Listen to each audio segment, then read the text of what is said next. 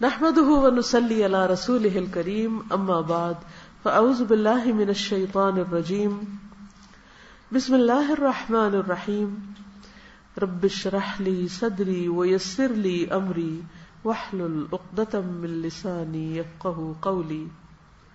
بدلہ لینا. قرآن میں ارشاد ہوا ہے وَإِنْ عَاقَبْتُمْ فَعَاقِبُوا بِمِثْلِ مَا عُوقِبْتُمْ بِهِ. اگر تم بدلہ لو تو اسی کے مثل بدلہ لو جو تمہارے ساتھ کیا گیا ہے. جیسا کوئی کرے ویسا تم کر سکتے ہو. سورۃ النحل. یہاں الفاظ بظاہر عام ہیں مگر اس کا یہ مطلب لینا سراسر غلط ہوگا کہ کوئی شخص آپ کو گالی دے تو آپ بھی اس کے جواب میں اس کو اسی طرح گالی دینے لگے. یہاں اگرچہ کوئی شرط مذکور نہیں مگر وہ یہاں مفہوم یعنی انڈرسٹوڈ ہے. وہ شرط یہ کہ تم جو بدلہ لو وہ اسلامی اخلاق کے دائرے میں ہو نہ کہ اس سے باہر. کیا شرط ہے؟ اسلامی اخلاق کے دائرے میں بدلہ لو. معروف اخلاقی حدود کے اندر رہتے ہوئے ہی ہم اپنے کسی مخالف کا جواب دے سکتے ہیں نہ کہ معروف اسلامی اور اخلاقی حدود کے باہر. کوئی بھی کام کرنا ہو تو اس کے لیے ود ان لمٹس کرنا چاہیے، باؤنڈریز کے اندر کرنا چاہیے. مثلا کسی نے ہمارے خلاف نعرہ لگایا تو ہم اس کو پتھر نہیں مار سکتے. کسی سے ہم کو اصولی اختلاف ہے اصول کی بنیاد پر تو ہم الزام تراشی کے انداز میں اس کا جواب نہیں دے سکتے. کسی قوم کے ایک فرد نے زیادتی کی ہے تو ہم اس قوم کے دوسرے افراد سے اس کا بدلہ نہیں لے سکتے. کسی قوم کے ایک فرد نے زیادتی کی ہے تو ہم دوسروں سے نہیں بدلہ لیں گے. یہ مطلب ہے کسی نے الفاظ کے ذریعے ہماری دل آزاری کی ہے تو ہم گولی اور بم سے اس کو سزا نہیں دے سکتے.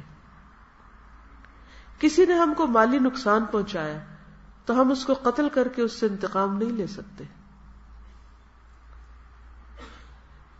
اسی کے ساتھ اس کو بھی اچھی طرح سمجھ لینا چاہیے کہ بدلہ لینے کی بھی ایک حد ہے. مومن اسلامی اخلاق کے باہر جا کر کسی سے بدلہ نہیں لے سکتا.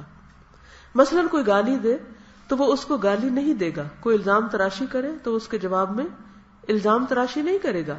کوئی شخص کمینہ پن کا انداز اختیار کرے تو وہ اس کے لیے کمینہ نہیں بن جائے گا.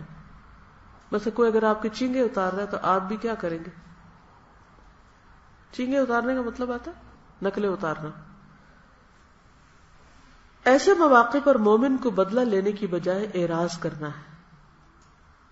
مومن اسلامی اخلاق کے دائرے میں بدلہ لے سکتا ہے مگر معاملہ اسلامی اخلاق کے دائرے کے باہر کا ہو تو وہ خود صبر کرے گا اور معاملہ کو خدا کے حوالے کر کے خاموش ہو جائے گا. برابر کا بدلہ لینا اسلام میں جائز ہے مگر بدلہ لینا اتنا نازک کام ہے کہ جو شخص خدا سے ڈرتا ہو وہ اس کو زیادہ محفوظ طریقہ سمجھے گا کہ بدلہ لینے کی بجائے اس کو معاف کر دے. کیا سمجھ میں آیا؟ جب تک کوئی زیادتی کرتا ہے تو ہم مظلوم ہوتے ہیں لیکن جب ہم برابر کے بدلے سے زیادہ کر لیتے تو ہم ظالم بن جاتے ہیں. کیا تم نہیں چاہتے کہ اللہ تم کو معاف کر دے؟ تو تمہیں بھی کیا کرنا چاہیے؟ دوسروں کو معاف کر دینا چاہیے. آج اتنا ہی کافی. سبحانک اللہم و بحمدک نشہد ان لا الہ الا انت نستغفرک و نتوب الیک. السلام علیکم و رحمۃ اللہ وبرکاتہ.